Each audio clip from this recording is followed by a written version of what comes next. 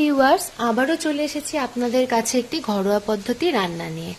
আজকে আমি আপনাদের দেখাবো ছানা কাঁকরোলের পুর। আপনাদের যদি ভিডিওটি ভালো লেগে থাকে অবশ্যই আপনার লাইক, কমেন্ট এবং শেয়ার করবেন। প্রথমে কাঁকরোলগুলোকে দু টুকরো করে কেটে নিয়ে কড়াইতে জল এবং লবণ দিয়ে ভালোভাবে সেদ্ধ করে নিলাম। বেশি সেদ্ধ করবেন না, অল্প সেদ্ধ করে নেবেন, কারণ বেশি সেদ্ধ হলে গলে যাবে। সেদ্ধ করে নিয়ে কাঁকরোলের ভেতর থেকে সেদ্ধ করে রাখা কাঁকরোলের বীজগুলোকে বের করে নিলাম।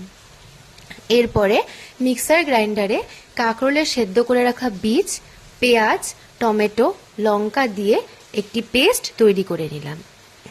তারপর কড়াইতে সরষার তেল দিয়ে তাতে কালো জিরা ফোড়ন দিয়ে আমি মিক্সার গ্রাইন্ডারে করে রাখা পেস্টটি দিয়ে দিলাম।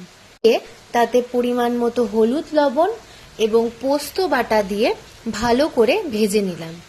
ভাজা হয়ে এলে তাতে সামান্য পরিমাণ ছানা দিয়ে দিলাম। ছানা দিয়ে আরও কিছুক্ষণ ভালোভাবে ভেজে নিলাম। এরপর আপনাদের তৈরি পুর। এরপরে সেদ্ধ করে রাখা কাঁকরোলগুলোর মধ্যে এই পুরটি ঠান্ডা করে ভরে দিন। ভরে দিয়ে তার উপরে চালের গুঁড়ো গুলিয়ে নিয়ে, হলুদ লবণ দিয়ে চালের গুঁড়োটা গুলিয়ে নিয়ে তার উপরে একটা আস্তরণ দিয়ে দিন। আপনারা দেখতে পাবেন ভিডিওতে কিভাবে দিয়েছি।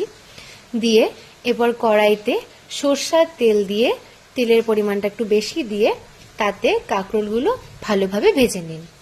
এপাশ ওপাশ করে ভেজে নিলেই আপনাদের তৈরি ছানা পোস্ত কাঁকরোলের পুর। গরম গরম ভাতের সাথে পরিবেশন করুন এবং খেয়ে আমাকে অবশ্যই জানাবেন আপনাদের কেমন লেগেছে। আপনারা অবশ্যই বাড়িতে এটি ট্রাই করুন এবং আপনাদের পরিবারের লোকজনদের সাথে ভিডিওটি শেয়ার করুন যেন তারাও বানিয়ে খেতে পারে।